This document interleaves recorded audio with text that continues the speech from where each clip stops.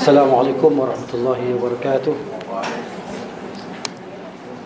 إن الحمد لله نحمده ونستعينه ونستهديه ونستغفره ونعوذ بالله من شرور أنفسنا وسيئات أعمالنا. من يهده الله فلا مضل له ومن يضلل فلا هادي له. أشهد أن لا إله إلا الله وحده لا شريك له وأشهد أن محمدا عبده ورسوله صلى الله عليه وعلى آله وصحبه أجمعين. وبعد، رب اشرح لي صدري ويسر لي أمري واحلل عقدة من لساني يفقهوا قولي. اللهم لا سهل إلا ما جعلته سهلا وأنت تجعل الحزن إذا شئت سهلا. سبحانك لا علم لنا إلا ما علمتنا إنك أنت العليم الحكيم. نقول بالله التوفيق. Alhamdulillah, teman-temannya kita panjatkan kesyukuran yang tidak terhingga kepada Allah Azza wa Jalla di atas limpah dan kurnianya ke atas kita. Kita masih lagi diberi kesempatan dan peluang untuk memperbanyakkan ibadah kita kepada Allah Subhanahu wa taala sebelum kita dijemput untuk menemuinya, yauma la yanfa'u malun wala banun illa man atallaha biqalbin salim, pada hari yang tidak memberi manfaat oleh harta dan anak-anak kecuali orang yang datang bertemu dengan Allah dalam hati yang sejahtera, hati yang mentauhidkan Allah, mengesahkan Allah dan beramal semata-mata mengharapkan ganjaran pahala dan keredaan daripada Allah Subhanahu wa taala. Jadi alhamdulillah, jadi mana saya tak perlu nak perkenalkan diri lah. Itu aja dah perkenalkan diri saya. Kan? Itulah dia. Jadi alhamdulillah, maknanya belajar ni begitulah. Belajar ni kalau ikut ya sijil kan. Sijil ni ada sampai tahap-tahap dia. Jadi bila habis dah sijil, mana belajar ni tak habis lah sebenarnya. Kan belajar ni, menuntut ilmu ni dikatakan minal mahdi ila lahdi lah, walaupun bukan hadis yang sahih tapi makna dia sahih lah. Kan? Daripada kita kecil dalam buayan kan mak kita dah sebut la ilaha illallah, la ilaha illallah kan. Diajar kita dengan kalimah tauhid. Mak kita ajar kita dengan kalimah tauhid. Sampailah kepada kita tadi nak meninggal kan, diajarkan dengan kalimah tauhid. Disuruh kita mengucap dua kalimah syahadah supaya kita meninggalkan dunia dalam keadaan untuk ke tempat yang baik lah, iaitu syurga Allah Subhanahu wa ta'ala. Jadi itulah dia, kita kena tanamkan dalam diri kita bahawa menuntut ilmu ni maknanya sampai kita matilah. Sebab tu Imam Ahmad bin Hanbal rahimahullahu ta'ala dah kan, dia ni dah sampai satu tahap seorang yang begitu alim ya, dia masih lagi bawa bersama dengan dia dakwat dan pen kan. Sehingga ditanya kepada dia, kamu dah sampai satu tahap dia macam ni, ilmu yang begitu banyak, hafal lebih kurang 1 juta hadis dia hafal kan, dengan matan dan sanad hadis lagi, maknanya biodata perawi lagi. Jadi kamu masih bawa dakwat dan pena. Dia kata ma'al mihbarah ila al-maqbarah, bersama dengan dakwat dan pen ini sampai ke lubang kubur, sampai mati, sampai kita mati. Jadi insya-Allah bersama dengan kita ni buku kitab Talkhis Ahkamul Janaiz ada di sini, dah dibawa tadi, ada di pejabat. Dah ada pejabat dalam 20 buah insya-Allah. Jadi maknanya buku ni yang ditulis oleh Syekh Muhammad Nasiruddin Al-Albani rahimahullah. Dia selesai tulis pada 1402 Hijrah lah. Kan? Saya terjemah buku ni dah lama tapi tak print, baru print je. Kan? Jadi itulah, kita ambil manfaat lah. Ya, insya-Allah. Ada buku ada. Ya, silakan, tafadhal. Boleh ambil buku.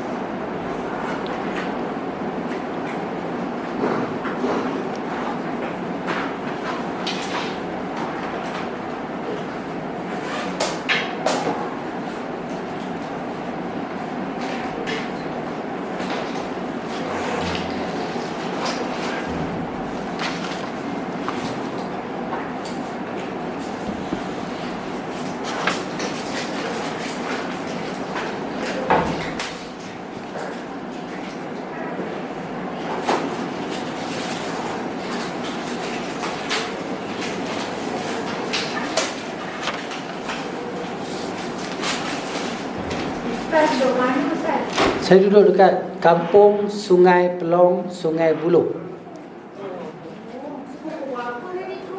Kenal 50, kenal 56, 45 macam tu lah. Tak, lalu jalan yang Selangor apa, yang apa nama, dia lah Kuala Selangor tu, jalan tu kan, jalan biasa lah. Tapi kereta banyak lah sebab nak pergi kerja. Yang jamnya dekat tol tu lah, tol Kelanjan tu kan. Yang sebelum tu memang kereta banyak, jalan juga lah pelan. Jadi saya kena kelawar, saya tak berani naik motor. Ustaz Adli dah berani naik motor. Naik motor boleh lah cepat sikit kan. Itulah.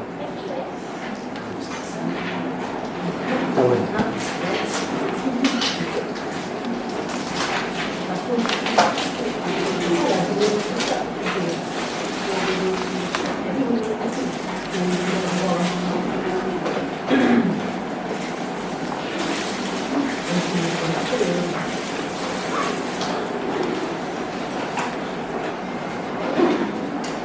InsyaAllah boleh, kalau boleh tengok muka surat 17 terus lah. Sebab sebelum tu mukadimah je, 17 dan 18 tu kan. Terus kat situ lah, InsyaAllah. Jadi buku ni bila kita habis semua, kita akan tunjuk video lah. Praktikal lah, sebab nak praktikal ni video je lah kan. InsyaAllah. Tapi bila di akhir kelas lah, InsyaAllah. Di akhir buku ni, bila dah selesai buku ni, InsyaAllah. Cukup dah buku 20 buah. Tak cukup. Tak cukup, insyaAllah kita buat lagi.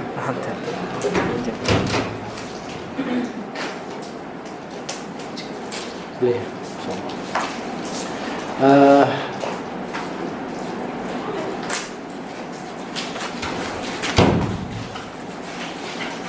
Muka surat 17 terus, insyaAllah. Kewajipan bagi orang sakit. Itu insyaAllah. Jadi buku ni mana, insyaAllah lah, patutnya setiap kita kena ada lah buku ni. Nak tengok sebab dia ringkasan. Dia kalau buku asal tu berapa jilid lah? 1 jilid tapi tebal, besar lah. Jadi ini buku ringkasan. Buku yang mana kita boleh buat di mana-mana lah. Jadikan sebagai rujukan kita. Ya, apa yang sunnah, apa yang tak sunnahnya, apa yang kita patut buat. Kan? Sejak daripada mula sakit tadi kan. Jadi maknanya kita ni akan hadapi lah saat-saat yang macam tu. Kadang-kadang ada juga orang yang tak sakit kan, terus meninggal, ada juga kan. Tapi kebanyakannya kita dengar macam-macam penyakit lah. Tambah di zaman-zaman hari ni kan, penyakit macam-macam. Sebab mungkin makanan kita macam-macam pun. Kan? Jadi maknanya kita akan menghadapi, ataupun saudara kita, adik-beradik kita, ibu bapa kita akan menghadapi saat yang macam ni, itu sakit. Dan kita sendirilah, kan? Kita menghayati bila kita sakit kan. Jadi sakit ni dia bukan mari selalu, kadang-kadang gitu. Jadi apakah kewajipan bagi orang yang sakit ni? Dia sakit ringan ke sakit berat ke? Kita tengok di situ muka surat 18. Nah, yang pertamanya, orang sakit ni dia wajib redha serta bersabar dengan takdir Allah. Sebab apa yang berlaku pada kita ni semua tak keluar daripada takdir Allah Subhanahu Wa Taala. Allah takdirkan macam tu. Jadi kita kena sangka baiklah kepada Allah Taala. Jadi apa-apa kemudaratan, keburukan yang menimpa kita, kita bersangka baik. Kenapa? Kerana setiap perkara musibah yang menimpa kita, di situ ada pengampunan dosa. Dan kalau dosa habis diampunkan, maknanya di situ ada pengangkatan darjat lah. Dengan sakit tadi Allah akan angkat darjat kita. Sebab tu para anbiya alaihi wassalatu wassalam, kalau mereka sakit ni bukan alang-alang sakit. Sakit sungguh-sungguh. Nabi Ayyub alaihissalam berapa belas tahun? Kan? 14 tahun, 13 tahun sakit. Ya. Kemudian Nabi SAW ni maknanya Nabi kita sendiri sallallahu alaihi wasallam, dia kalau sakit, dia 2 kali sakit orang biasa. Kalau kita demam berapa darjah? 37, 38. Kali 2. Kali 2. Nabi SAW. Kenapa? Kerana Nabi pahala dia banyak, darjat dia tinggi. Jadi kita kena sabar dan redha di atas apa yang menimpa kita. Dan Nabi SAW bersabda, ajaban li amril mu'min, sungguh pelik urusan orang beriman, inna amrahu kullahu khair. Segala urusan dia, segala perkara dia, tindak tanduk dia, semua baik. Orang beriman. Nabi kata mukmin. Nabi tak kata muslim. Nabi kata mukmin. Okey. Segala urusan dia baik. Walaysa zaka li ahadin illa lil mu'min. Tidak ada demikian itu melainkan untuk orang-orang beriman. Dia orang beriman ni siapa? Kita lah orang beriman yang percaya dan melaksanakan tuntutan Islam. Kenapa begitu? Nabi SAW kata, in asabathu sarra'u syakar. Kalau ditimpa, dia dapat kebaikan, keseronokan, kelapangan, kemudahan, ya, dia bersyukur. Alhamdulillah alladzi bi ni'matihi tatimmu shalihat. Dia ajar kita untuk mengucapkan ucapan tersebut. Segala puji bagi Allah yang dengan nikmatnya sempurna segala yang baik. Sunnah ucapan tersebut. Kalau kita ditimpa musibah, kita kata inna lillahi wa inna ilaihi raji'un. Allahumma ajurni fi musibati wa akhlif li khairan minha. Ataupun alhamdulillah ala kulli hal. Gitu. Jadi fakana khairallah, maka itu terbaik untuk dia. Wa in asabathu dharra'u sabar. Apabila ditimpa kemudaratan maka dia bersabar, fakana khairallah, maka itu lebih baik untuk kita. Kan? Jadi pada kesabaran tu maknanya sesuatu yang pahala dia besarlah di sisi Allah Subhanahu wa taala. Sebab tu Allah kata innama yuwaffas sabiruna ajrahum bighairi hisab. Sempurnakan pahala orang yang sabar itu tanpa hisab. Sabar ni sesuatu perkara yang susahlah kita nak praktikkan. Dia senang disebut, tapi bila sampai time kita kena tu, maknanya baru kita tahu sabar tu macam mana. Sesuatu yang amat pahit untuk kita telan. Kemudian Nabi sallallahu bersabda, la yamutanna ahadukum illa wa huwa yuhsinu adh-dhanna billahi ta'ala. Janganlah seseorang kamu mati melainkan dia berbaik sangka dengan Allah. Kan sahabat-sahabat kita ditimpa macam-macam penyakit kan. Banyakkan yang kita dengar kanser lah sekarang ni, banyak sakit kanser. Kanser darah. Saya dua orang sahabat saya meninggal. Seorang, 3 orang kanser. Maknanya tahun 2010 seorang dia kanser usus. Kawan sebelah mengajar sekali.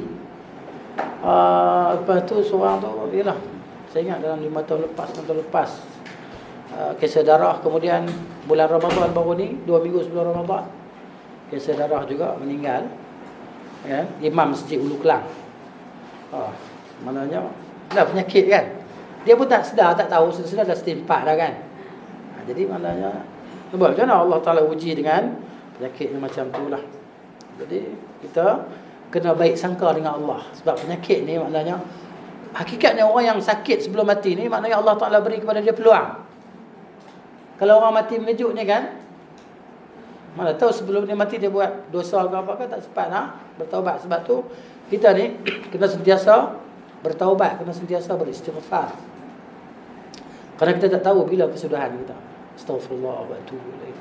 Astaghfirullah wa atubu ilaih. Sebab tu ada hadis yang sebut kalau buat dosa istighfar, taubat. Buat dosa istighfar, taubat.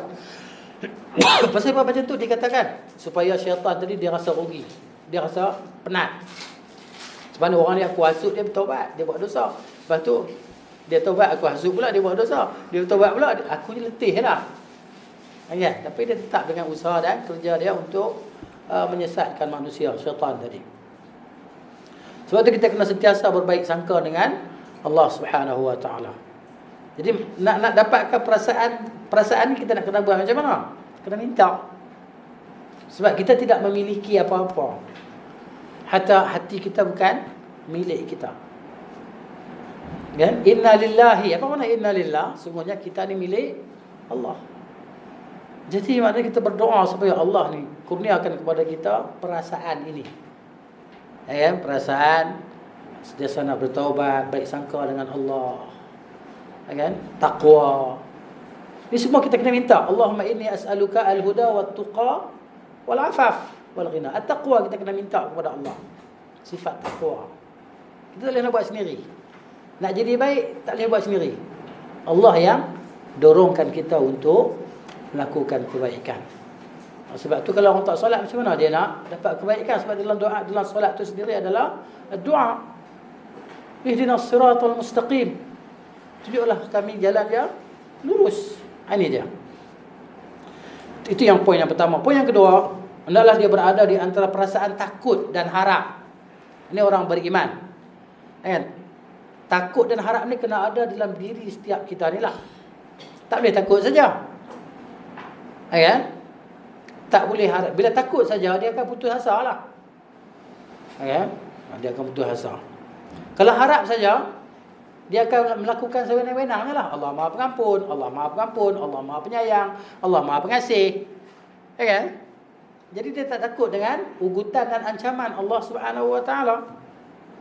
Sebab tu Allah, bila Allah sebut, maknanya pengampunan, Allah sebut ancaman. Jadi kita kena ada takut, kita kena ada harap. Sebab kita tak tahu kan apa yang kita akan hadapi selepas kita mati. Okay? Yang kita akan jumpa tu maknanya bukan nanti tu kita akan jumpa dah. Hak tu pasti dah. Dia tanya soalan bukan tanya dengan soalan yang baik-baik. Bukan lembut-lembut. Kan? Dia tengking-tengkingnya kita. Walaupun kita orang solat, itu fitnah yang kita akan hadapi lah. Doa kan. Dalam solat kita sebelum salam tu 4 perkara kita minta berlindung darinya. Allahumma inni a'udzubika min azab jahannam wa min azabil qabri wa min fitnatil mahya wal mamat. Inilah dia. Daripada fitnah kehidupan dan fitnah kematian tadi. Jadi kita kena ada dua perasaan ni, takut dan harap. Iaitu takut kepada azab Allah Ta'ala di atas segala dosa yang pernah kita lakukan, sambil kita mengharapkan rahmat Allah. Kita tahu Allah Maha Pengampun. Ya. Dan Allah jadikan kita ni berdosa pasal apa? Pasal Allah ada sifat rahmah dia, sifat maghfirah dia. Okay? Sebab tu kita ni maknanya pendosa. Sebab tu Adam alaihissalam dia melakukan dosa. Kan? Dia di atas hasutan iblis, dia makan buah daripada pohon yang Allah Taala larang itu, maka dia melakukan dosa. Maka Allah ajar dia kalimat, beberapa perkataan untuk dia bertaubat. Fataba alaihi, Allah terima taubat Nabi Adam alaihissalam. Itulah seterusnya kita, kan, anak-anak Adam ni. Jadi kita harap rahmat Allah Subhanahu Wa Taala yang begitu luas, meliputi segala sesuatu. Kan, Allah Taala ni, rahmat Allah Taala ni maknanya ada 100 rahmat. Satu Allah Taala turunkan ke dunia, 99 lagi Allah simpan di sini untuk Allah rahmati hamba-hamba dia tadi. Jadi dalam ni terdapat hadis daripada Anas radhiyallahu anhu bahawa anna Nabi sallallahu alaihi wasallam dakhala ala syabin wa huwa bil maut. Nabi sallallahu masuk menemui seorang pemuda yang sedang menghadapi sakarat. Maksud diambang kematian, nazak. Sedang nazak. Nazak ni maksud dia ambil perkataan nun za ain. Naza'a. Naza'a maknanya dicabut. Nyawa dia sedang nak dicabut lah. Seorang pemuda ni. Faqala kaifa tajiduka? Nabi tanya, macam mana kamu rasa? Qala wallahi ya Rasulullah. Dia kata, demi Allah ya Rasulullah, inni arjullaha. Sungguhnya aku harapkan Allah Ta'ala. Aku harapkan rahmat Allah, belas kasihan Allah, pengampunan Allah, kasih sayang Allah yang meliputi segala sesuatu. Wa inni akhafu dhunubi. Aku takut dosa-dosaku. Aku bimbang dengan dosa-dosaku. Faqala Rasulullah sallallahu alaihi wasallam, Rasulullah bersabda, la yastami'ani fi qalbi 'abdin fi mithli hadzal mawtin. Tidak berhimpun dalam hati seseorang hamba dalam keadaan yang macam ni, illa atahu Allah ma yarju. Melainkan Allah akan bagi pada dia apa yang diharapkan. Wa amanahu mimma yakhaf. Dan Allah akan amankan dia daripada apa yang dia takut. Dia akan aman. Ni bila ada perasaan yang macam ni. Kena ada perasaan ni sentiasa pada kita, takut dan harap. Macam hari ni lah kita kan keluar daripada rumah kita, kan, kita nak pergi duduk dalam majlis ilmu. Kita harapkan Allah Ta'ala akan terima amalan kita, kan, dan kita takut bahawa Kalau dalam tu ada majlis tu mana kita ada sifat riak dan sebagainya, jadi kita bimbang. Kenapa riak tadi akan menghapuskan amalan kita lah. Pahala kita yang kita buat tu terhapus. Takut macam tu lah.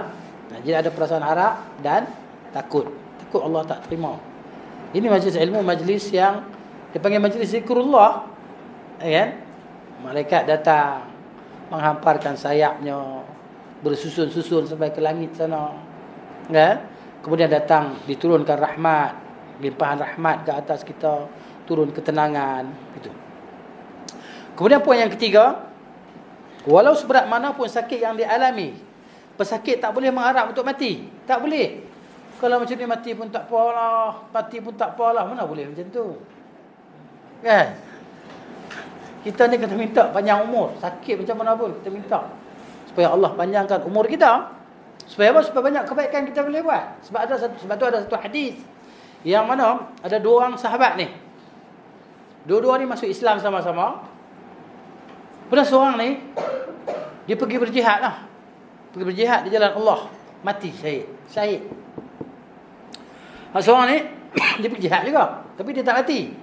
Dia balik, dia beramal dan dapat Lailatul Qadar tahun setahun lepas tu dia mati. Jadi maknanya bila nak masuk syurga, Nabi kata, hadis ni seorang sahabat saya lupa, dia bermimpi bahawa dua-dua orang ni berdiri di depan pintu syurga. Dicerita oleh Nabi SAW, yang tak mati lagi disuruh masuk dulu. Yang maknanya yang mati syahid tu tak masuk lagi. Dikatakan kepada dia, kamu masuk dulu. Padahal dia tak mati syahid, tak mati dalam peperangan. Cumanya dia hidup lagi setahun selepas kawan dia hidup. Selepas kawan dia meninggal. Dan dia dapat Lailatul Qadar. Kita tahu kan Lailatul Qadar ni kan? Maknanya satu malam kita beribadah tu lebih baik daripada 1000 bulan. Bukan sama dengan 1000 bulan. Lebih baik. Kalau kita nak kira 1000 bulan tu 83 tahun lebih kan? Mana bukanlah 3 tahun lebih. Lebih lagi. Jadi banyak pahala yang dia dapat. Sebab tu kita jangan bercita-cita untuk mati. Ya. Kalau terpaksa kita kata, ya Allah, kalau hidup baik untuk aku, maka hidupkanlah aku. Kalau mati baik untuk aku, matikanlah aku. Itu kalau terpaksa cakap. Tapi apa pun tak boleh cakap. Kawan saya ketika nak meninggal, dia kanser darah. Dia kena kemo sampai pecah-pecah dalam mulut ni kan. Last saya telefon dia, cakap pun tak pernah jelas lah.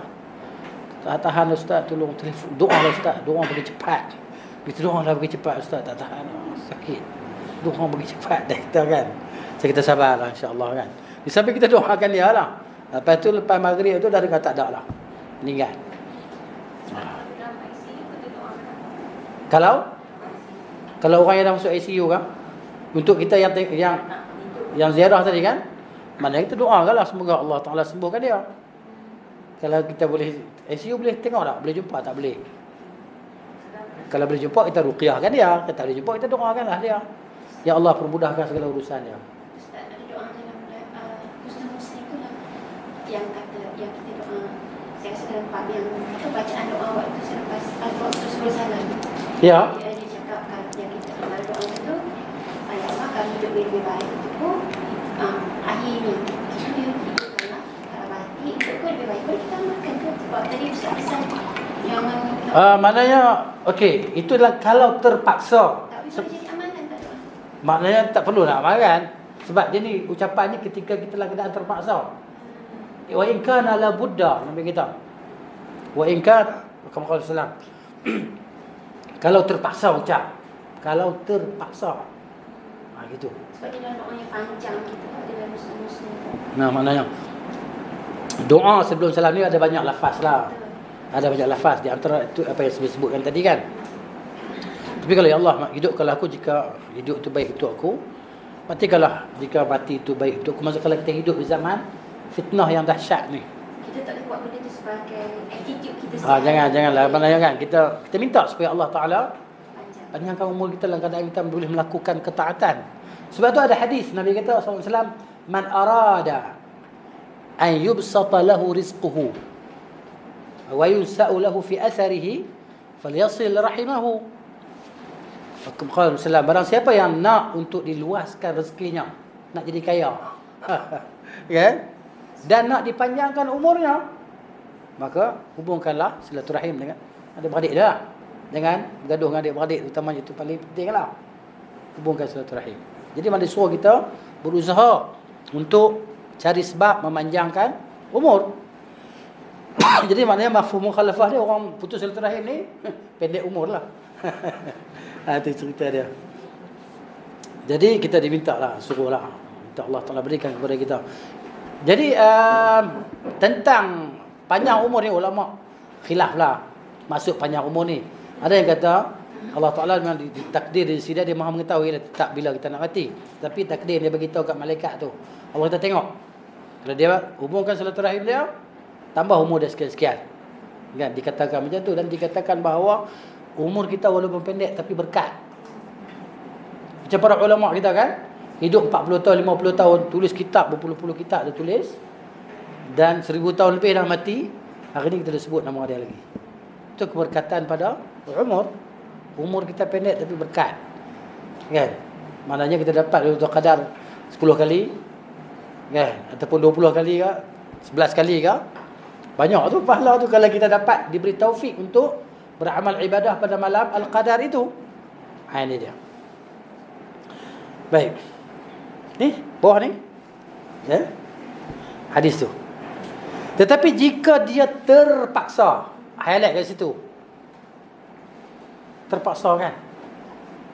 Terpaksa ni maksud dia hidup dalam keadaan disisih di pulau. Macam Imam Al-Bukhari rahimahullahu ta'ala, akhir umur dia kena pulau, orang pulau fitnah dia. Jadi berdoa dengan doa ni. Allahumma ahyini ma kanatil hayatu khairan li. Ya Allah, hidupkanlah aku sekiranya hidup itu baik untukku. Wa tawaffani idza kanatil wafatu khairan li. Matikanlah aku jika kematian itu baik untukku. Tapi kita tak mahu lagi mati kan. Tanya siapa nak mati. Semua orang tak mahu mati. Macam di Palestin, terpaksa lah. Kan, dia kena bom sekian kan. Dia baru tak mahu keadaan macam tu. Macam kita lah. Orang Yahudi. Yahudi lagi tak mahu mati. Kalau boleh mereka nak supaya dalam surah Al-Baqarah Allah cerita pasal Yahudi kan. Ayat 90, ayat 96, ayat 97, 98. Kalau disuruh mereka minta mati, mereka tak mau mati. Inilah dia. Yang keempat, hendaklah si pesakit menunaikan segala hak yang wajib baginya kepada yang berhak jika mampu. Masih bila kita sakit, kita tunaikan hak kita. Apa dia hak kita yang kita boleh kita lakukan untuk orang yang berhak ke atas kita tadi. Jika dia tidak mampu melakukannya, maka hendaklah dia berwasiat, kerana ia merupakan perintah Nabi sallallahu alaihi wasallam. Wasiat mestilah disegerakan. Kerana sabda Nabi SAW, ma haqqu imri'in muslim yabitu lailataini wa lahu syai'un yuridu an yusi fihi illa wa wasiyatuhu maktubatun 'inda ra'sihi. Maksudnya, tidak sepatutnya bagi seorang muslim untuk berlalu 2 malam yang mana dia ada wasiat yang dia nak sampaikan. Melainkan wasiat itu tertulis dekat kepala dia ketika dia nak tidur. Contohnya, kalau mak mati malam ni kan, minta orang sekian-sekian yang mandikan jenazah mak, kan? Mak minta mana cara dilaksanakan dengan cara sunnah, begini-begini kan. Jadi wasiat tu penting supaya apa? Supaya jenazah kita ni tak dilaksanakan oleh orang yang tak faham agama kan. Jadi kita belajar sunnah lama, tiba-tiba bila kita mati dilaksanakan jenazah kita dengan cara ahli bid'ah tadi. Cara yang tak diajar oleh Nabi sallallahu alaihi wasallam. Jadi kita kena pesan wasiat macam itulah. Jadi meninggal tengah malam tadi, ke 10 pagi ni pun belum dilaksanakan, belum dimandikan, belum dikafankan. Ini satu benda yang menyalahi ajaran lah, sunnah kan Nabi SAW. Jenazah itu perlu disegerakan. Di wasiat tu kena ada. Kata Ibn Umar radhiyallahu anhu, dia kata tidak lalu kepadaku walau 1 malam pun sejak aku mendengar Rasulullah bersabda yang ini, melainkan di siku terdapat wasiatku. Ada benda yang aku nak pesan, dia tulis, letak kat dia. Jadi kita ingatlah apa kita nak pesan pada anak-anak kita. Paling kurang, hendaklah kamu semua bertakwa pada Allah. Dapat pahala tu wasiat tu. Kan? Bertakwalah kamu semua kepada Allah. Jadilah anak-anak yang saleh, yang baik, yang melaksanakan perintah Tuhan. tulis. Biasa kita ada diary kan. Biasa orang ada diary, ada tulis diary dah. Letak dekat dia lah, orang akan baca tadi. Lagi senang kita bagi wasiat, tulisan dan percakapan terus. Jadi maknanya bila kita nak family kita, waris kita nak laksanakan jenazah kita, maknanya dia akan beritahu, mak saya wasiatkan saya minta si fulan, ataupun mintakan anak-anak dia yang perempuan mandikan jenazah dia, contohnya. Jadi mana senang, orang lain tak masuk campur dah, sebab ada wasiat. Dia dah wasiat dah. Jadi gitu. Kemudian wajib berwasiat kepada saudara-saudara yang terdekat yang tidak mewarisinya. Maksud dia ini wasiat harta lah. Kerana Allah Ta'ala berfirman, Kutiba alaikum idha hadara ahadakumul mautu in taraka khairanil wasiyatu lil walidaini wal aqrabin bil ma'ruf haqqan 'alal muttaqin. Diwajibkan ke atas kamu semua apabila datang petanda-petanda kematian kepada salah seorang dalam kalangan kamu, jika dia ada meninggalkan harta, hendaklah dia berwasiat untuk ibu bapa. Ini sebelum turun ayat ayat pusaka untuk ayah mak tadi kan. Faraid tu. Kan mak ayah dapat kan bahagian-bahagian dia. Tapi kalau kita ada anak angkat, kan? Ada siapa-siapa yang kita nak bagi pada dia, maka kita wasiatlah. Anak angkat kena wasiat. Dia tak dapat faraid. Sebab tu jangan sembunyi ya. Jangan sembunyi kalau kita bela anak angkat. Pertama dosa besar. Kalau kita binkan dengan bin suami kita atau bin lelaki tadi kan, bin ayah angkat dia, dosa besar. Jadi masa dia akan pergi kepada faraid tadi. Sebab anak angkat dia tak dapat faraid. Dia hanya dapat 1/3 sahaja daripada harta. 2/3 daripada harta kan 1/3 lupa lah. Sulusan. Wasulus 1/3. Wasulusu kathir. 1/3 itu banyak. Nabi kata kepada Sa'ad bin Waqqas kan. Jadi paling banyak untuk wasiat 1/3 sahaja pada anak angkat. Lain tu pergilah kepada asabah yang lain. Baik. Kemudian yang ketujuh, harus baginya untuk berwasiat dengan 1/3. Itu je paling banyak nak wasiat. Dan tidak boleh lebih daripada itu. Tetapi yang paling baik adalah kurang daripada itulah. Ini berdasarkan hadis Sa'ad bin Abi Waqqas radhiyallahu anhu, dengan hadis yang panjang tu. Dia kata, aku bersama Rasulullah ketika haji wada'. Aku jatuh sakit dan merasakan hampir mati. Aku rasa nak mati dah waktu tu, sakit teruk. Lalu Rasulullah datang melawatku. Aku berkata, wahai Rasulullah, sungguhnya aku orang kaya, banyak harta, dan tidak ada yang mewarisiku kecuali anak perempuanku. Waktu tu dia belum ada anak lain lagi. Waktu tu hanya seorang anak ni je, perempuan ni. Oleh itu, adakah aku boleh berwasiat dengan 2/3 harta aku? 2/3. Lebih daripada setengah kan? Baginda menjawab, tidak. Aku bertanya lagi, kalau separuh harta aku, boleh tak setengah? Nabi kata tak boleh. Tanya lagi, kalau 1/3? Nabi kata 1/3 tu banyak. Ya? Sesungguhnya jika engkau tinggalkan warismu dalam keadaan mereka serba cukup, adalah lebih baik daripada engkau tinggalkan mereka dalam keadaan miskin, meminta-minta kepada manusia. Sungguhnya tidaklah engkau, hai Sa'ad, memberi sebarang nafkah yang engkau harapkan wajah Allah dengannya, melainkan engkau diberi ganjaran pahala, sehingga kan sesuap makanan yang engkau suapkan ke mulut isterimu. Kan? Yang kita beri, yang dia berikan kepada isteri dia, yang akan dapat pahala. Jadi selepas itu, maknanya paling banyak untuk wasiat adalah 1/3 daripada harta kita. 1/3 sahaja. Paling banyak lah. Jadi anak angkat termasuk lah. Maksud itu setelah kita meninggal. Kalau masa kita hidup, kita nak bagi semua ke dia, bagi lah. Masa hidup, kita nak bagi siapa pun bagi lah. Tak ada masalah apa. Termasuk dalam keadaan infak kan. Infak. Nafkah. Kita ubah semua nama harta benda kita pada anak angkat kita. Tak ada masalah. Dia jadi masalah ni bila kita dah mati. Bila dah mati, mana harta tu bukan milik kita lagi dah. Harta tu milik Allah Ta'ala. Allah yang bahagikan harta tadi. Orang ni dapat ni, orang dapat ni, kan? Kalau yang dia dapat wasiat, dia dapat 1/3 saja. Tapi kalau sebelum mati, ya bagilah. Banyak mana nak bagi. Kan? Mana saya, kalau saya mati, dia kata saya nak nafkahkan seluruh harta saya kepada Yayasan Taklim. Wasiat, tak boleh. Kan? 1/3 ya. Wasiat ya. Tapi kalau nak bagi sekarang harta saya nak bagi semua pada Yayasan Taklim. Saya nak jadi office boy contohnya, ataupun tukang sapu. Okey, mana nak kata boleh kan? Ini dia. Baik, Ibn Abbas radhiyallahu anhuma berkata, waditu, aku sukalah kalau orang ramai merendahkan kadar wasiat mereka daripada 1/3 kepada 1/4. Ibn Abbas kata, aku suka kalau daripada wasiat ni 1/4 daripada harta. Sebab apa? Di sana ada waris lagi kan?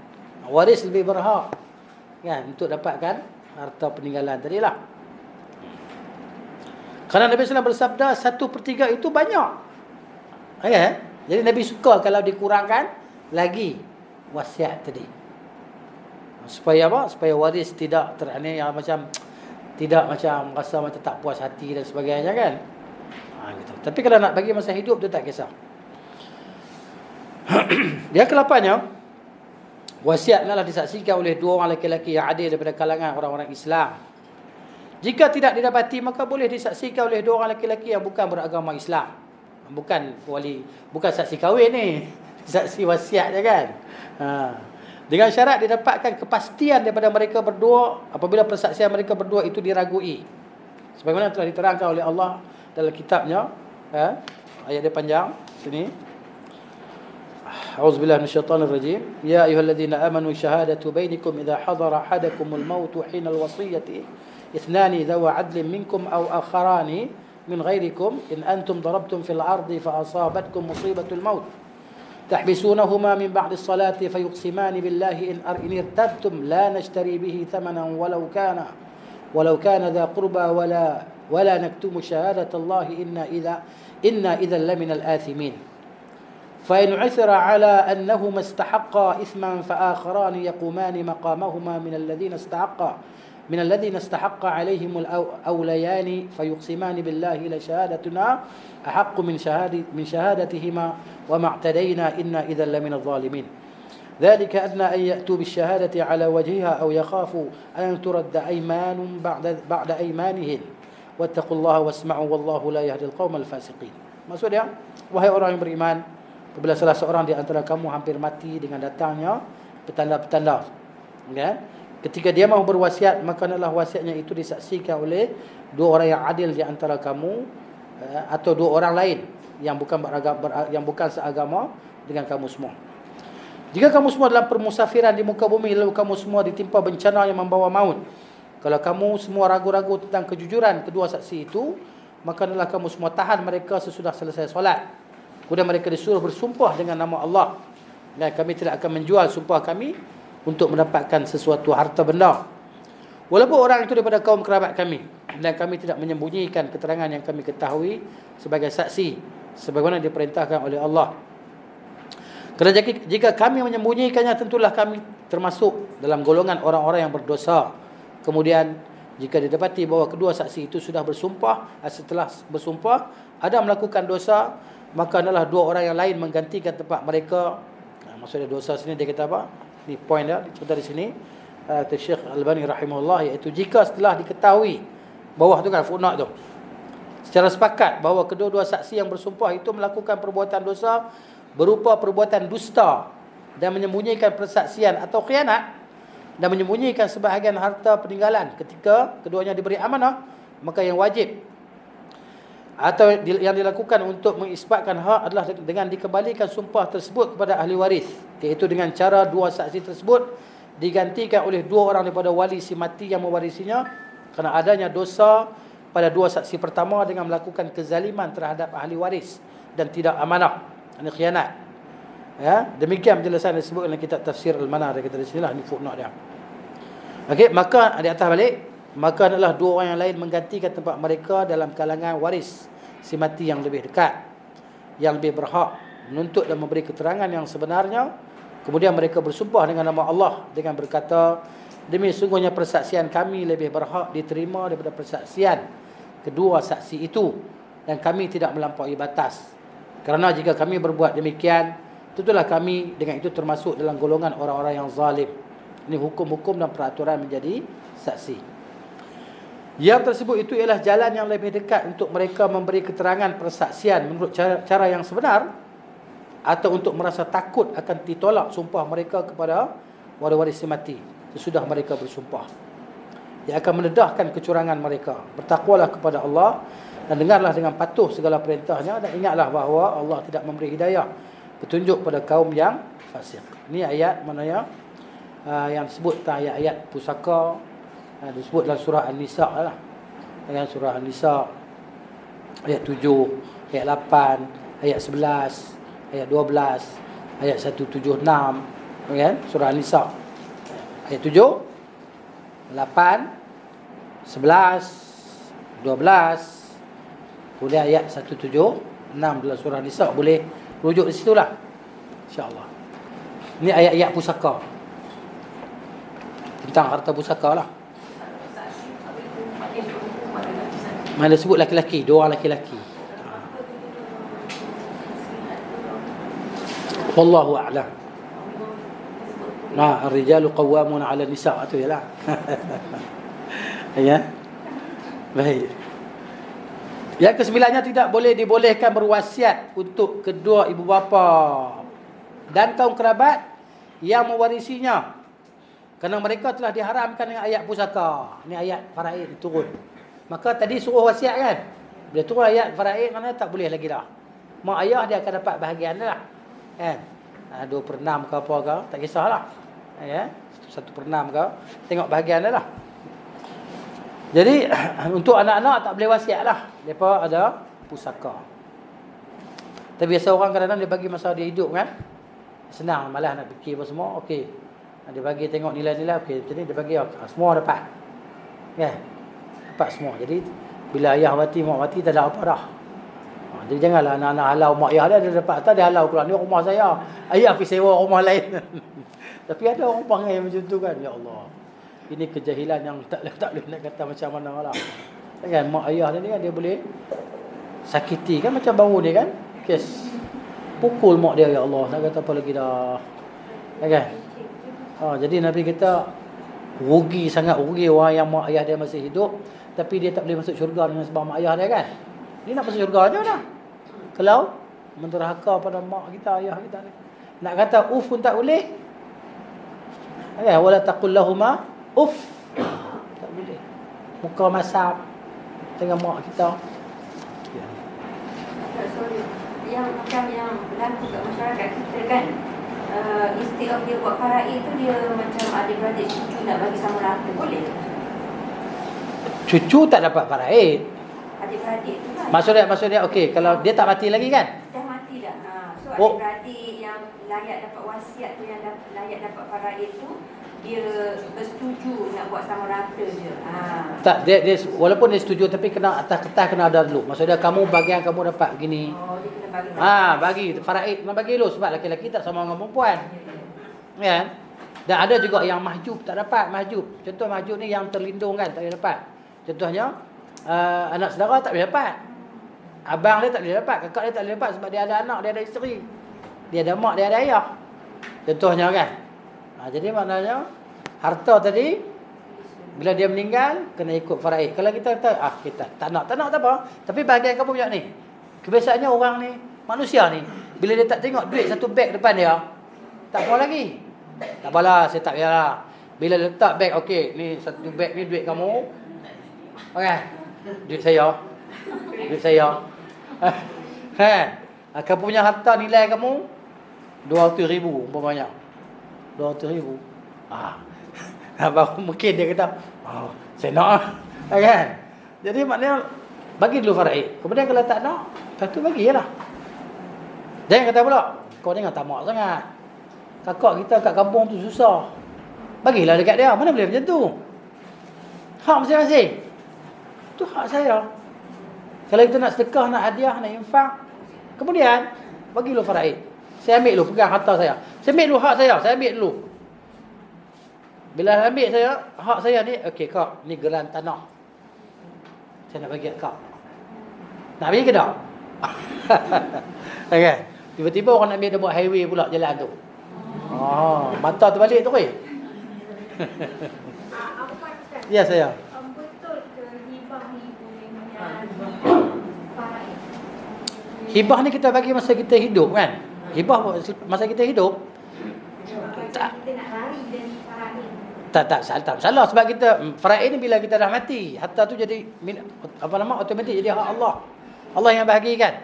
Tapi kalau hibah ni kita nak bagi. Kan? Hibah ni pemberian. Kan? Maksud dia la yahillu malu mri'in muslim illa bi tibi nafsihi. Tidak halal harta orang Islam melainkan dengan kerelaan hati dia. Dia rela nak bagi hibah kan? Dia bagi. Kat anak-anak dia tadi, kan mak bagi hak ni kamu kan. Tapi kita jangan menzalimilah anak-anak kita. Maksudnya bagi dengan adil lah. Bagi dengan adil. Ustaz, sebab ada yang buat statement kena buat hibah nanti kalau buat nanti kena bagi faraid kita nak mengelak. Tak boleh statement macam tu. Ini statement orang bisnes. Dia buat bisnes hibah tak boleh lah. Terpulanglah pada orang. Dia nak hibah lah, dia nak faraid, dia kata biarkan harta. Kalau dia hibah, dia tak boleh nak menikmati harta dia dah, dia bagi kat anak dia. Bagi kan? Jadi Dia nak mengelak faraid. kenapa nak mengelak faraid? Dua besar kita cepat segerakan hibah. Tak. Dia terpulang pada masing-masing lah. Kan? Dia nak hibah masa dia hidup. Jadi kita ada kereta, kita hibah kat anak kita naik basikal. Basikal apa bagi kat anak ni? Tak ada apa. Kan? Itu. Dia terpulang lah pada kita. Terpulang lah cerita dia kan. Tapi janganlah nak racunkan fikir orang kan. Nanti faraid susah dan sebagainya. Susah benda. Tu hukum Tuhan. Kita dah mati dah. Kalau cakap macam tu ayat kufur. Taklah. Tak sampai kufur kan. Melainkan dia menghalalkan yang halal, menghalalkan yang haram tu. Sampai tahap kufur lah kan. Tapi kalau dia nak bagi masa dia hidup kan. Dia nak bagi. Ya saya. Kita dalam tabung haji, kita ada letak nama. Boleh ke? Penama. Tak ada masalah apa. Tak ada masalah apa. Masa kita hidup, kita nak bagi nama kau ni sikit, kau ni kan. Ada penama. Boleh. Tapi bila kita dah mati, harta tu bila ada penama. Penama tu maksud dia? Maksud dia tu hibah lah tu. Hibah kan? Hibah. Ataupun kalau dia jadi wasiat tak boleh lah. Wasiat dia lebih kurang nak jadi macam wasiat. Wallahu a'lam. Kalau wasiat tak boleh lah. Wasiat tak boleh kepada ahli waris. Wasiat dia macam mana? Wasiat dia dilaksanakan bila kita dah meninggal. Tapi gambaran tu macam gambaran wasiat lah. Wallahu a'lam. Kan? Gambaran tu macam gambaran wasiat. Kalau wasiat tak boleh.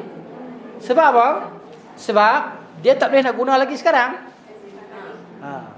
Okey, cerita yang puan tanya ni cerita faraid. Kita tanya ustaz mengajar faraid. Saya nak cerita bab jenazah ni. Jadi kan? Jadi kalau saya buka soalan macam tu, maknanya saya wajib habiskan buku ni 30 kelas tau. Tapi saya dah bahagi dah, jangan takut, saya dah bahagi dah untuk kelas banyak yang saya baca. Okey. Baik. Tak apalah, insya-Allah soalan tu Ustaz Ali kau ajar faraid lah. Ustaz Ali kan siapa kau ajar faraid? Okey. Kemudian okey. Sebenarnya Rasulullah telah menjelaskan dengan sempurna pada khutbah Haji Wada'. Sabdanya, "Innallaha qad a'ta likulli dhi haqqin haqqahu fala wasiyata liwarithin." Nampak tak? Sesungguhnya Allah telah berikan kepada setiap yang berhak akan haknya, maka tiada wasiat untuk pewaris. Waris tak boleh wasiat. Jadi macam gambaran tadi macam wallahu alam. Saya nampak macam wasiat, tak tahulah. Sebab apa? Sebab dia tak boleh guna sekarang kan. Bila kita mati baru dia boleh guna. Pemegang? Wallahu alam. Kena tanya ahli dia. Okey. Yang ke-10, diharamkan sebarang unsur mudarat dalam wasiat. Seperti berwasiat mengharamkan sebahagian pewaris daripada pusakanya. Kan? Abdul Wahab tak ada. Tak disebut nama dia kan.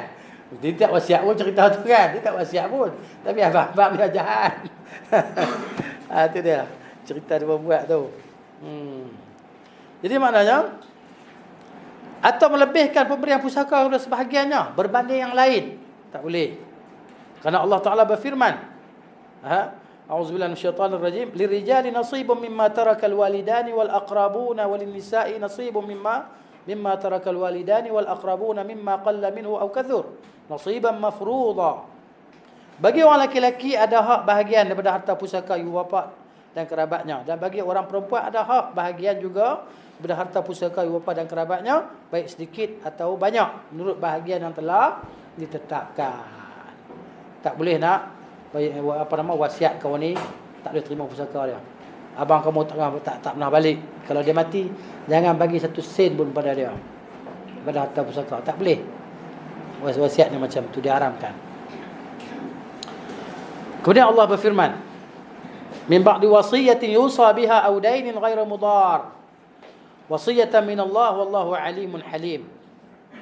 Baik, sesudah dipenuhi wasiat yang dibuat oleh si mati dan sudah dibayar hutangnya, wasiat-wasiat tersebut adalah tidak memberi mudarat kepada ahli waris. Jadi harta pusaka tu mana dibagi selepas wasiat lah. Bagi selesai wasiat lo, hutang lo, barulah buat faraid lah. Setiap hukum itu ialah ketetapan daripada Allah. Dan ingatlah bahawa Allah Maha mengetahui lagi Maha penyabar. Faraid lah setelah hutang selesai wasiat kan. Pisahkan lo. Selebih itulah. Dan selesai. Untuk urusan jenazah pun dia ambil daripada harta si mati, kan? Masih bagi. Alhamdulillah. Masih bagi kita ambil. Kan? Gitu. Jadi hal lebih tu walaupun 1 sen, 2 sen, 10 sen atau kena faraid. Ya. Sabda Rasulullah, la darar wala dirar. Man darra darahu Allah wa man syaqa syaqa Allah alaihi. Tidak boleh melakukan mudarat dan tidak boleh membalas kemudaratan orang lain dengan mudarat yang sama ataupun mudarat juga. Orang pukul kita tak boleh pukul orang balik lah. Tapi maknanya sekat kalau nak balas sama macam mana dia buat dengan kita, lebih tak boleh lah. Ya. Sesiapa yang melakukan mudarat maka Allah akan memberi mudarat kepadanya, dan siapa yang menyusahkan maka Allah akan susahkannya. Ini dia. Yang ke-11, tidak sah wasiat yang berunsur kezaliman, kerana sabda Nabi sallallahu alaihi wasallam, man ahdatha fi amrina hadha ma laysa minhu fa huwa raddun. Sesiapa yang mengadakan perkara baru dalam urusan agama, dalam urusan kami ini, apa yang tidak ada padanya maka ia tertolak. Tak boleh lah buat benda yang baru dalam agama yang tak ada dalam ajaran Nabi sallallahu alaihi wasallam. Kemudian yang ke-12, memandangkan ramai orang pada zaman ini selalu mengadang-adangkan sesuatu yang tidak ada dalam urusan agama, terutamanya dalam perkara yang berkaitan dengan urusan penyelenggaraan jenazah. Maka wajib bagi setiap Muslim untuk berwasiat lah. Kita ni kena wasiat, pesan. Kalau ayah mati, jangan seorang pun orang masjid pegang jenazah ayah. Contohnya bagi wasiat ke anak dia. Kan? Kalau boleh ke orang masjid macam-macam lah dia buat kat kita. Kan? Acara-acara tu. Kan? Sebelum sembahyang jenazah, tahlil tu. Solat jenazah. Lepas solat jenazah, tahlil pula. Lepas tu doa pula. Kan? Lepas tu langkah 3 kali Al-Fatihah pula. Ini semua perkara yang tidak diajar dalam agama, yang tak diajar oleh Nabi SAW. Jadi maknanya kamu sendiri kalau ayah mati, kamu semua yang mandikan ayah, kafankan ayah, kan? Lepas tu solatkan ayah, panggillah siapa nak solat. Kebumikan ayah. Itulah. Jadi dalam keadaan hari ni kan orang buat benda-benda boleh. Jadi kalau kita pergi sembahyang jenazah di masjid tu kan, solat jenazah ni senang ya. Tak ada dengan apa? As-salatu jami'ahnya. Kan? Hajja as-salli ala hadzal mayyit ala hadhihi al-maytati la. Sebab tu ramai orang tak solat jenazah. Dia kat masjid kan? Ramai ke masjid. Tapi duduk kat beranda masjid tu. Yang solatnya 2 saf. Dia 3 saf solat. Tak ramai pun. Kalau campur kat luar tu mungkin banyak saf lagi. Pasal apa tu? Saya tanya pakcik, meninggal lah. Jom solat jenazah, orang nak solat ni. Ya, aku dah 60 tahun aku hidup ni, aku tak pernah solat jenazah sekali pun. Allah. Tapi dia pergi sembahyang fardu di masjid lah kan. Alah, pasal apa? Tak erti nak niat. Tak pandai nak niat. Dia niat bahasa Arab pula tu kan. Sekali nak kena terjemah pula. Terjemah bila ni? Latih kan. Sahaja aku sembahyang ke atas. Dia biasa sembahyang fardu zuhur ya. Saya tersasar pula nak takbir macam mana. Tentu imam dah bagi salam lah. 4 kali takbir. Tak sembahyang jenazah. Jadi payah, susah. Benda mudah. Dia jadi payah. Macam-macam lah cara mereka buat kan, kalau boleh dekat mereka ni. tak mau ikut ajaran Nabi SAW. Bila kita beritahu hak ni, takkan mudah macam tu. Memanglah mudah, nanti kata. Dia perkara ni mudah aja, jangan jadi payahkan. Tengok dia kata. Kerana beramal dengan firman Allah Ta'ala, a'udzubillahi minasyaitanir rajim, ya ayyuhalladzina amanu qu anfusakum wa ahlikum nara waquduha an-nas wal hijaratu 'alayha malaikatun ghilazun shidadun la ya'sunallaha ma amarahum wa yaf'aluna ma yu'marun. Wahai orang-orang yang beriman, peliharalah diri kamu semua dan ahli keluarga kamu daripada api neraka yang bahan bakarannya ialah manusia dan batu berhala. Neraka itu dijaga dan dikawal oleh malaikat-malaikat yang ganas, lagi kasar layanannya. Mereka tidak menderhaka kepada Allah dalam segala yang diperintahkan kepada mereka, dan mereka tetap melakukan segala yang diperintahkan. Ini dia. Ya. Jadi wasiatkan yang supaya apa, dilaksanakan ikut sunnah tadi. Sunnah dalam pengurusan jenazah macam mana? Apa yang ada dalam buku ni lah. Apa yang ada dalam buku ni. Ini sunnah dalam pengurusan jenazah. Nak mandi macam mana? Nak kafan macam mana? Solat macam mana? Kan? Ke bumi macam mana? Ada dalam buku ni. Ini buku ringkasan, nama dia ringkasan pun sudah dia. Kemudian dia kata berkenaan, ada kata sini, kerana itu para sahabat Rasulullah SAW berwasiat supaya mengikut sunnah dalam proses pengurusan jenazah, dan banyak asar. Asar riwayat berkenaan ni lah. Boleh rujuklah kitab asal. Ini kitab ringkasan. Ya. Kitab asal tebal lagi lah. Banyak lagi hadis dia. Hudzaifah dia kata, "Idza ana mittu fala tu'dhinu bi ahadan fa inni akhafu an yakuna na'yan wa inni sami'tu Rasulullah yanha 'anil na'yi." Apabila aku telah mati, maka janganlah hebahkan kematianku kepada seorang pun. Dia takut bimbang pasal apa? Takut jadi an-na'yu yang dilarang. Iklan yang dilarang. Contohnya orang iklankan di corong-corong masjid tu kan. Di sebulan mati sebulan.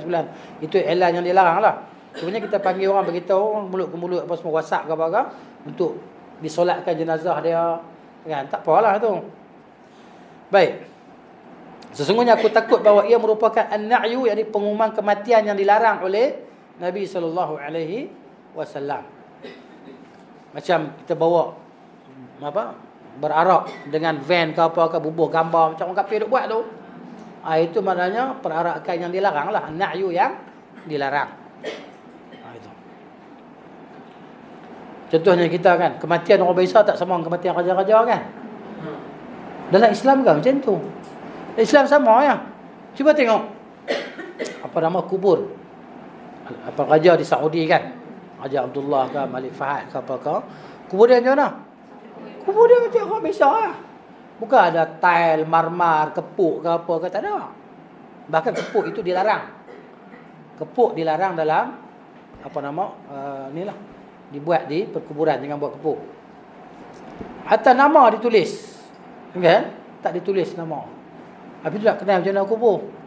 Cuba tengok di Baqi' kan. Di Baqi' tengok kubur dia bertulisan tak? Nak tahu. Untuk apa kita tahu? Kan? Lawat boleh lawat. Kadang-kadang kita ni kalau keluarga kita meninggal, kita tahu ya kubur dia kat mana. Kita pergi kan. Sebab Nabi SAW pun letakkan batu dekat kubur sahabat yang meninggal tu. Nabi kata supaya aku kenal kubur saudara aku. Nabi letak batu sebagai tanda. Ini batu letak. Kalau letak nombor, Ustaz boleh? Tak nombor. Nak kenal, sebab kalau kita tak letak nama ke apa. Jadi masalahnya sekarang kan, saya nak tanya soalan. Kenapa mesti kita tahu kubur tu kat situ? Kalau kita terlupa kubur tu kat mana, jadi masalah tak pada kita? Jadi masalah tak pada orang mati tadi? Kan, contohnya mati di Bangladesh. Lepas tu ke bumi kat sana. Doa anak-anak di sini tak sampai ke? Kami nak tengok kubur mak kami. Kubur mak kamu sama kubur orang lain pun. Doa di mana-mana sampai. Kan, nanti kita akan jumpa nanti insya-Allah. Ceritalah. Kita akan cerita sekarang kan. Kita tengok apa yang kita sampai, kita baca, kita tahulah. Baik, itu semua adalah ni, apa yang saya cerita adalah ni. Kalau cerita sekarang, baik tak payah baca buku ni. Okay? Baik, disebut dengan dalil dia lah. Kalau kita tak biasa dengar, kita rasa macam pelik lah. Tapi bila jumpa dengan hadis Nabi beritahu, kita faham lah.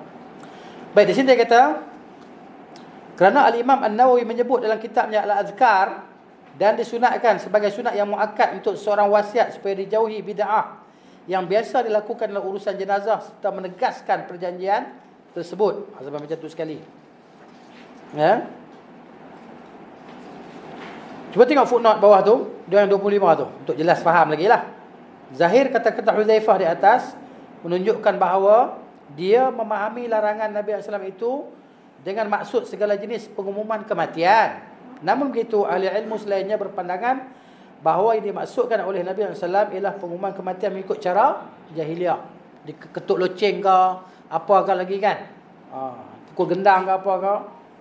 Dan pandangan ini, pandangan kedua lebih tepat, itulah bagi penyunting ni lah, yang menyunting kitab ni. Wallahu a'lam. Habis tu, kewajipan orang sakit. Jadi apa yang kita kena buat nanti? Bila kita sakit lah, ni orang sakit, dia apa yang dia kena buat? Ni dia. Ustaz, pengumuman tadi tu maknanya kalau dalam FB masuk dalam WhatsApp, Mana tak nak salah tu kita doakan. Untuk orang doakan kematian. Kan telah mati sahabat saya atau ibu saya sekian-sekian nama. Doakan pada ibu saya gini, kita minta orang doakan. Sebab lagi ramai orang doakan dengan ikhlas dan sebagainya. InsyaAllah kan Allah akan makbulkan doa tadi lah, supaya mereka dapat mendoakan. Macam kita lah peristiwa berlaku di Palestin. Apa yang kita boleh buat hari ni kan? Kita boleh tengok video sambil kita makan sate. Tengok video budak umur 2 tahun makan rumput. Kita punya sate. Ataupun makan mi goreng. Sambil tengok video dekat Palestin. Tentunya lah. Jadi kita doakan lah, apa yang kita boleh buat, kita doakan. Kalau boleh bagi bantuan, kita bagi bantuan. Kan? Paling kurang kita doakanlah supaya Allah Ta'ala kan bantu mereka, Allah musnahkan Yahudi tadi kan. Dan doa kita makbul. Kita tak tahu apa yang diterima oleh Yahudi ni sekarang ni kan. Kita tak tahu. Tapi Allah yang akan membalas mereka. Kita doakanlah supaya orang Islam tadi disekat bekalan makanan. Allah turunkan hujan, air dan sebagainya kan. Tapi alhamdulillah lah, masya-Allah kan, perasaan ikatan persaudaraan dalam Islam tadi membuatkan ramai orang pergi kan nak hantar bantuan, tak boleh masuk kan. Jadi itulah dia, semoga Allah Ta'ala mudahkan urusan kaum muslimin lah. Kita doa lah dalam solat kita, dalam sujud kita doa. Kesian kan tengok macam mana anak-anak saudara kita, macam anak-anak kita kan, mak yang mati, ayah mati, tinggal baby, tinggal anak. Ya Allah, Limithli hadha yazubul qalbu min kamadin in kana fil qalbi islamun wa iman, kata Abu Baqa Ar-Randi rahimahullah. Kan? Cerita yang macam ni akan mencairkan hati kita. Kan? Maknanya perasaan kita jadi sedih. Kan? Kerana sekiranya dalam hati kita ada iman dan Islam. MD bagi makanan percuma 4,000 kan kepada 4,000 tentera Israel. Free. Kita nak pergi makan lagi di MD tu. Kan? Biar kosong MD, jangan ada orang beli lah. Ya, McDonald bagi makanan percuma pada Israel. Dia pun siap tayang lagi makan pula. Macam mana anak-anak kita di Palestin kan, kebuluran, kelaparan 3 hari. Pakcik, saya nak tanya pakcik, tapi saya malu. Nak tanya apa silakan nak tanyalah. Pakcik dah makan tak? Saya dah 3 hari tak makan. Adik-adik saya dah 3 hari tak makan. Dia kata macam mana pakcik nak jawab kalau pakcik tak ada makanan? Sama-sama tak ada makanan. 3 hari tak makan. Budak umur 3 tahun. Kan? Kita fikir pula di rumah kita, ya Allah, makanan kadang-kadang tak habis. Masuk dalam peti ais. Masuk dalam peti ais, kemudian 2-3 hari siapa pun tak makan, akhirnya ke tong sampah. Membazir. Ya? Jadi apa perasaan kita? Bimisli hadha yadhubul qalbu min kamadin in kana fil qalbi islamun wa iman. Kemudian mentalkinkan orang yang nazak ni. Ini kerja orang hidup lah. Ya? Orang yang hampir mati. Kita yang ada di sisi orang yang nak meninggal ni kan. Yang ke-13 ni, apabila maut telah menghampirinya, maka adalah orang yang berada di sisinya melakukan beberapa perkara. Ni kita buat. Mengajarkan orang itu 2 kalimah syahadah berdasarkan sabda Nabi sallallahu alaihi wasallam. So dia mengucap lah, bukan dia tak mengucap. Kalau dia tak Islam, kita ajar kan. Tapi kalau dia Islam, dia tahu dah. Kalau dia tak Muslim, contohnya kawan kita yang tak Muslim, kita pergi ziarah dia, kita mengucap. Dia tanya, macam mana mengucap? Ikut. Asyhadu an la ilaha illallah wa asyhadu anna Muhammadar Rasulullah. Cara dia tak faham. Ha? Dia tak faham. Tak faham kita sebutlah maksud dia. Aku nak saksi bahawa tiada Tuhan yang layak disembah dengan sebenarnya kecuali Allah dan Muhammad itu pesuruh Allah. Kita ajarlah bahasa yang dia faham lah. Kalau dia tak faham Melayu, bahasa orang putih ke bahasa Cina ke dia faham, beritahu lah. Nah, dia sebut dalam bahasa yang pelak-pelak ke apa, aku suka lah. Dia mudah. Dia nak mengucap 2 kalimah syahadah. Ada saya dengar Syekh Abdul Razak Al-Badar hafizahullah ta'ala, anak murid dia, orang Amerika, cerita, kami ada nenek kami kan, kami ajak dia Islam, ajak tak mau. Tapi 3 hari dia nak mati tu, 3 hari sebelum tu, dia dah umur 90 lebih dah. 3 hari sebelum mati tu kan, dia rasa nak mengucap. Jadi kami ajar mengucap 2 kalimah syahadah. 3 hari lepas tu dia mati. Dah 90 tahun dalam kekufuran. Kan? Jadi maknanya berada di jurang neraka dah, kan? Tiba-tiba fa'anqadhahu. Jadi maknanya Allah Taala selamatkan dia. Mengucap 2 kalimah syahadah. Jadi kita jangan putus asa lah. Kita ada kawan-kawan yang tak Muslim kan. Jadi kita buat baik pada mereka. Buat baik. Belanja makan ke apa, katanya khabar. Orang macam ni yang kita kena tarik kan pada Islam tadi. Jadi maknanya kita cerita tentang Islam, bagi buku-buku panduan tentang Islam dan sebagainya. Kadang-kadang mereka tak tahu, mereka dengar orang kata kan, itu kan berlaku Islamofobia. Kan? Mereka rasa Islam ni teroris, menganah dan sebagainya. Suka bunuh orang, bom sana sini. Jadi sebenarnya itu bukan Islam. Islam sebaliknya. Bila cerita baru itu bila berlaku peristiwa di Palestin kan. Jadi ada peristiwa-peristiwa yang berlaku tu mesti ada hikmah yang tertentu yang kadang-kadang kita tak tahu, tapi Allah Maha mengetahui. Banyak hikmah. Ya, supaya orang selepas peristiwa September 11 dia kan, ramai orang masuk Islam. Dia terbuka pekung Yahudi dia secara automatik terbuka macam tu. Orang tahu kejahatan Yahudi ni. Dia katakan orang Islam benci Yahudi, orang tak Islam pun benci Yahudi ni. Panggil dia apa? Ahlul ghadar wal khiyanah, pengkhianat dan penipu ni bangsa Yahudi. Sejak tu nenek dia bawa lagi lah. Kan, sebab tu Allah sebut dalam Quran tiap-tiap hari kita baca, ghairil maghdubi alaihim waladdallin, Nasrani. Depa dulu al-maghdub alaihim tadi. Orang Yahudi kena pengkhianat depa ni. Sebab tu tak boleh. Depa ni diibarat seperti ular berbisa berkepala dua, macam tu lah. Dengan ular kan, apa baiknya lah.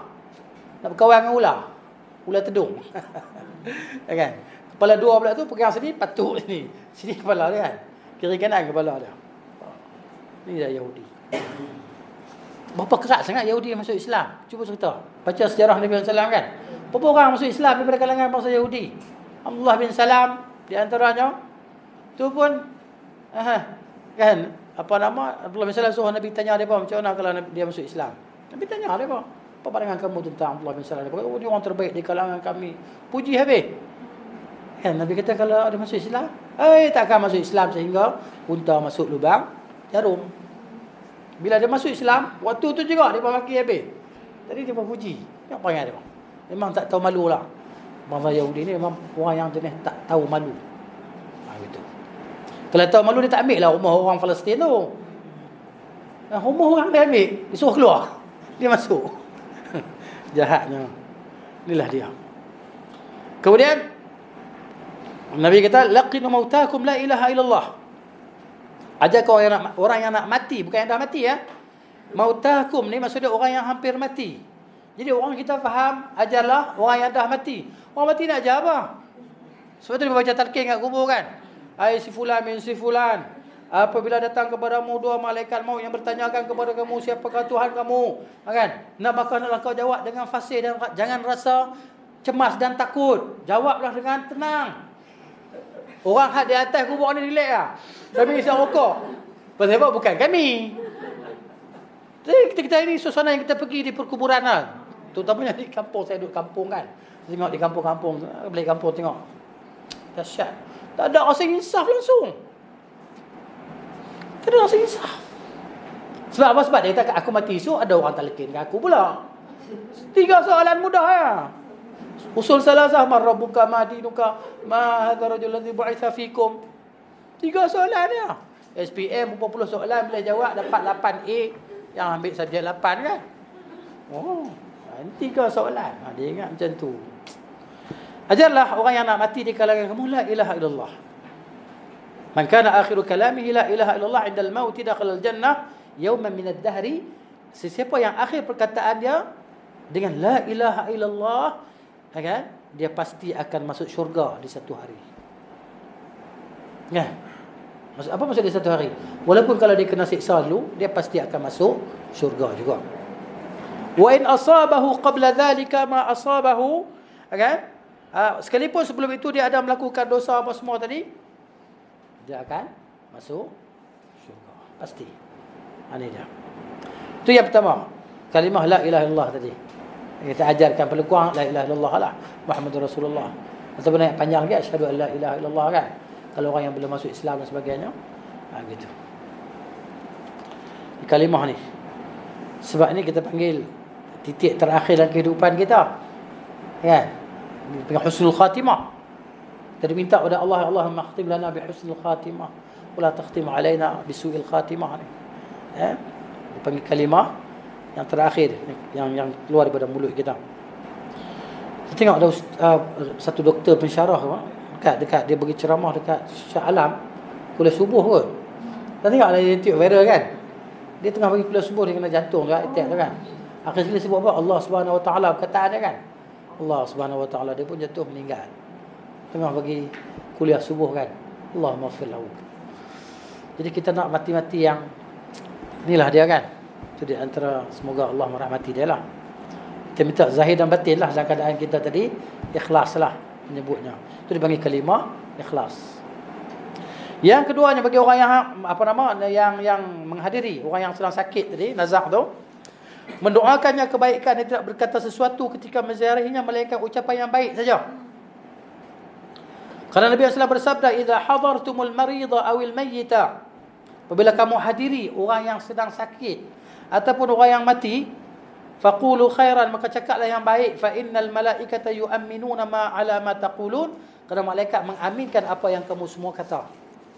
Kita pergi ziarah orang sakit. Ziarah orang sakit ni maknanya besar pahala dia. Qiyatul marid, hak orang Islam ke atas orang Islam yang lain adalah di antaranya menziarahinya ketika dia sakit. Dan ziarah ni kan lama-lama.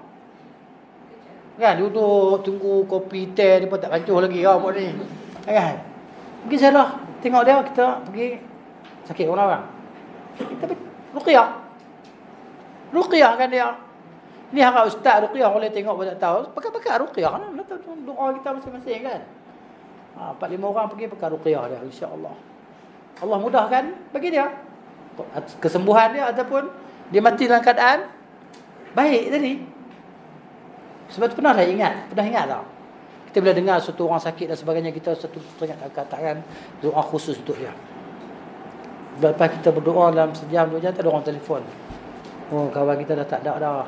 Darah kita tak ada dah. Tadi kita doa supaya Allah mudahkan urusan dia. Pernah berlaku kan? Jadi mana Allah makbul doa kita. Contohnya kita selepas majlis ilmu, dalam majlis ilmu, kan? Selepas solat Isya, selepas solat fardu, kita berdoa. Teringat kawan kita yang sakit ni 2-3 hari, 4-5 hari, seminggu dah kan. Ya Allah, mudahkanlah urusan kawan aku, urusan saudara aku sekian-sekian. Terutama urusan mak ayah kita lagi lah. Ya Allah, mudahkan. Saya teringat mak saya sebelum meninggal, saya ada kuliah dekat Kinara. Pensyok, kita teringat mak kita kan. Kita nak balik seminggu sekali macam tu. Jadi kita doa, ya Allah, mudahkan urusan mak aku. Jadi gini. Selepas doa tu dalam beberapa minit abang telefon. Mak tak ada dah. Tak ada jumpa mak. Tapi kita tak, sebelum tu kita tiap hari kita telefon dia. Saya teringat hari terakhir saya telefon dia hari Rabu kan, tahun 2018, sebelum dia koma tu. Telefon dia mak. Yang telefon mak, sempatlah kita mak minta ampun, minta maaf lah. Kan? Lepas tu selepas tengah hari pukul 12 saya telefon. Pukul lepas maghrib ayah telefon, kata mak jatuh kerusi sembahyang duduk kan. Jadi maknanya kita serga sebab kita dah telefon mak kita tadi. Dan kita minta ampun, minta maaf lah kan. Biasalah kita anak-anak ni itu. Jadi kita kalau nama ayah ni maknanya selalu berhubung, tidak kita akan menyesal. Jadi saya ingat saya sempat telefon mak saya, kan, pukul 12 saya on the way nak pergi ke Shah Alam, ada kelas. Saya ingat ni cerita bukan apa lah, kongsi lah kan, supaya kita mak kita tadi yang kita menyesal malam tu. Tapi kita sempat cakap dengan dia gini kan, tak ada apa-apa.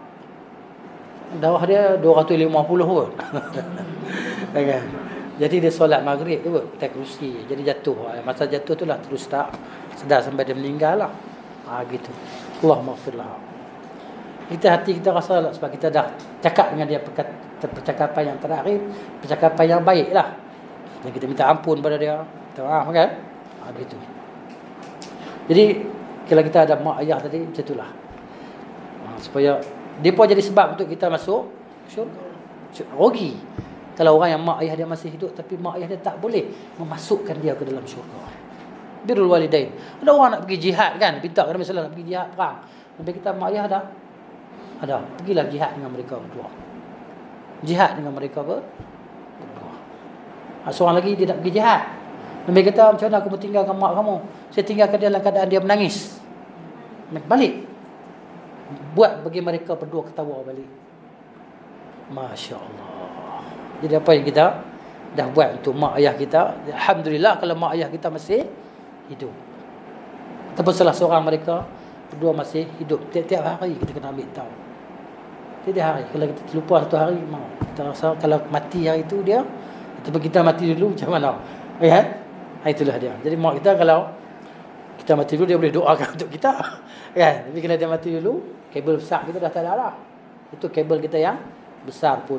Semoga Allah ampunkan ibu bapa kita dan ampunkan kita semualah. Dan masukkan kita semua bersama ibu bapa kita ke dalam syurga Al-Firdaus bighairi hisabin wala adab. Kemudian doakan kebaikan untuk orang sakit tadi. Sebut yang baik-baik kan. Doakan. Semoga Allah beri kesembuhan. Paling kurang syafakallah. Kan? Semoga Allah menyembuhkan kau. Tahur insya-Allah. Allah nak cuci dosa, Allah nak angkat darjat. Kan? Allah sayang kita, Allah sayang kamu. Allah bagi sakit ni Allah sayang. Saya teringat ada kawan saya nak meninggal. Ya. Siapa kenal arwah Ustaz Ilmi rahimahullah. Yang dia jadi saya pergi ziarah dia, saya beli buku satu, saya ingat lagi. Allah sayang kamu. Aku tu bagi dia. Dia tahu pun kan Allah sayang kamu. Jadi mana lepas kita ziarah tu dia pun meninggal. Rahimahullah. Cerita. Baik, jadi nak cerita kata Allah ni sayang kita. Sebab tu kita bila kita ziarah orang sakit, Allah sayang kita insya-Allah. Tahur, sebab kita tahur. Tahur ni perkataan bahasa Arab. Suci insya-Allah. Suci. Mana sakit itu menyucikan daripada dosa. Ini apa yang kita ucapkan pada orang sakit. Tahur. Kan? Syafakallah. Semoga Allah menyembuhkan kau. Kemudian yang ke-14, bukanlah yang dimasukkan dengan talqin itu menyebut kalimah syahadah dan memperdengarkannya kepada orang yang hampir mati. Bahkan yang sebenarnya ialah disuruh dia mengucap. Ingatkan dia balik. Kan? Mengucap kan? Tak payah asyhadu an la ilaha illallah, tak payahlah. Dia memang dah muslim dah pun. Kan? Dia dah tahu dah. Cumanya dalam keadaan macam tu, orang tu dia jadi macam kacau. Jadi kita nak tenangkan dia dengan sebut mengucap. Bahasa kita panggil mengucap lah. Kan? Bahasa kita. Baik, dia kata bahkan yang sebenarnya disuruh ialah disuruh orang yang hampir mati supaya mengucapkannya, berlainan dengan apa yang disangka oleh setengah orang. Dalilnya ialah hadis Anas radhiyallahu anhu. Anna Rasulullah ma'ada rajulan minal ansar. Bahawa Nabi menziarahi seorang lelaki daripada Ansar, faqala ya khal. Nabi kata, pak cik, khal ni bapa saudara sebelah mak. Sebab Nabi panggil khal, Nabi tak panggil am. Sebab mak Nabi sallallahu alaihi asal daripada orang Madinah. Jadi depa ni lebih kurang suku sakat, dia beradik belah mak lah. Khal. Khal ni bapa saudara sebelah ibu. Adik-beradik sebelah ibu. Ya. Qul la ilaha illallah, katalah la ilaha illallah. Kalau kita kata mengucaplah. Faqala akhalun an'am. Dia kata pak saudara belah mak ke pak saudara belah ayah? Siap tanya lagi kau tu.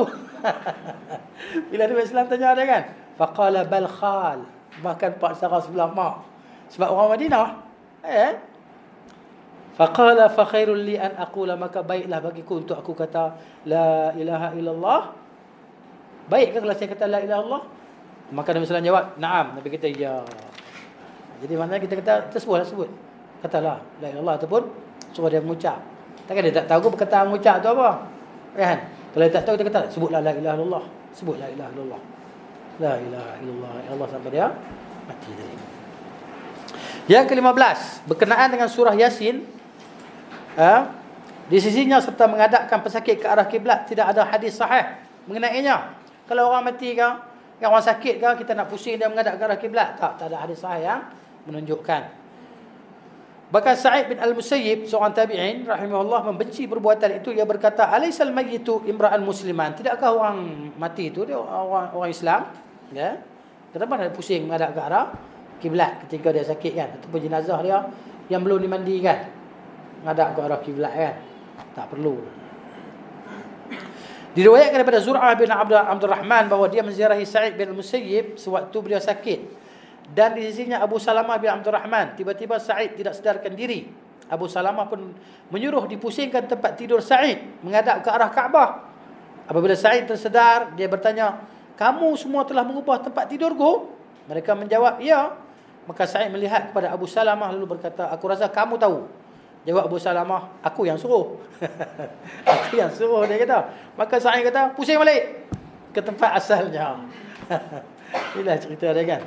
Kemudian yang ke-16, poin terakhir dalam bab ni, tidak mengapa bagi seorang Muslim untuk datang kepada orang kafir yang hampir mati. Jiran-jiran kita cakap nak jumpa mak boleh, ya. Kita dah tahu, kita dah banyak bagi buku-buku pasal Islam dia kan. Mungkin dia banyak baca buku semua. Tapi kita kata la ilaha illallah Muhammadur Rasulullah, ataupun suruh dia kan masuklah Islam. Sebutlah la ilaha illallah kan, Muhammadur Rasulullah. Dia kalau dia nak, alhamdulillah lah. Pahala banyak Allah kita. Ni.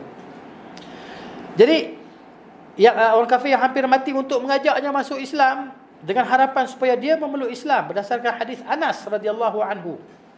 Kana ghulamun yahudiyyun, ada satu budak hamba Yahudi, yakhdumun Nabi sallallahu alaihi wasallam, dia jadi khadam kepada Nabi sallallahu alaihi wasallam, fa marida, dia sakit di Madinah ni.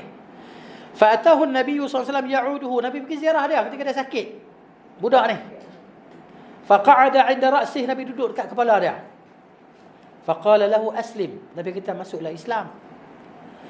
Pak dia ada situ juga. Fa nadhara ila abihi wa huwa 'indahu, dia tengok ayah dia yang dekat dia tadi, ayah duduk dekat dia, dia tengok ayah dia. Fa qala lahu ati' Abul Qasim, pak dia Yahudi tadi kata, ikutlah Abu Qasim, ini ikutlah Muhammad sallallahu alaihi wasallam. Dia orang Yahudi ni tahu kan, Nabi ni betul semua, tapi dia betul lah, pak dia suruh masuk Islam, dia tak masuk Islam, anak dia.